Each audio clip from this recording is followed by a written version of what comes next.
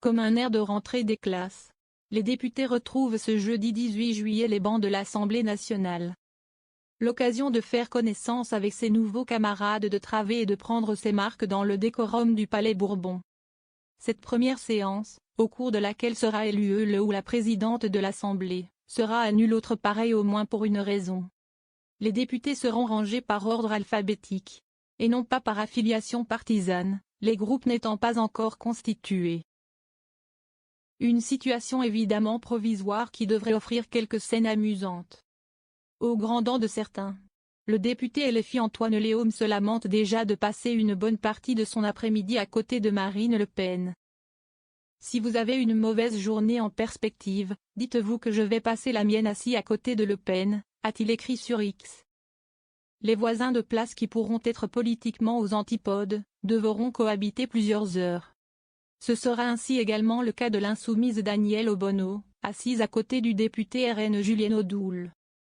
Ce dernier s'était fait remarquer en 2019 pour avoir demandé à une maman qui accompagnait son fils lors d'une sortie scolaire de retirer son voile islamique. Gageons que ces deux-là ne devraient pas avoir grand-chose à se dire. Échange tendu entre Gabriel Attal et Raphaël Arnaud. Autre cas de figure à surveiller, le Premier ministre démissionnaire Gabriel Attal sera à une place d'écart seulement de Raphaël Arnaud. Député LFI et Antifa assumé, cofondateur de la Jeune Garde. Les deux hommes avaient eu un échange tendu lors d'une rencontre inopinée à Avignon avant le premier tour des élections législatives. Les Français voient de plus en plus les propos violents, haineux et discriminatoires qui ont été les vôtres, avait reproché le Premier ministre à Raphaël Arnaud. Lequel lui avait répondu, cette violence, je la combats.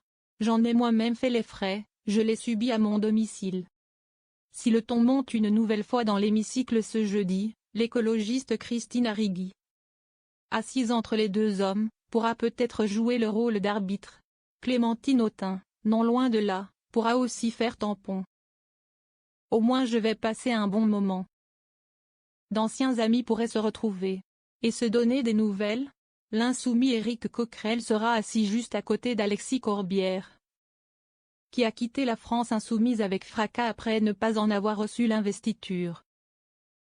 Les deux ex-camarades siègent désormais dans deux groupes différents, Corbière a rejoint les écolos.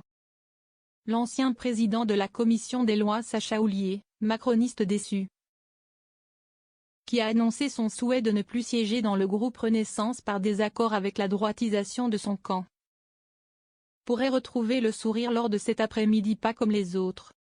L'ordre alphabétique a tranché, il sera à côté de l'ex-président François Hollande. Au moins je vais passer un bon moment, s'amuse auprès du HuffPost le député de la Vienne. En référence à l'humour régulièrement prêté à l'ancien chef de l'État. Citons aussi Aurore Berger, Renaissance, et Hugo Bernalicis, LFI.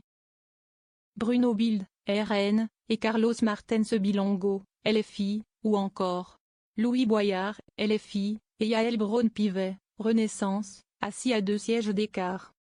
Ce moment un peu particulier et assez éphémère à l'Assemblée a parfois laissé place à des clichés plus tenaces.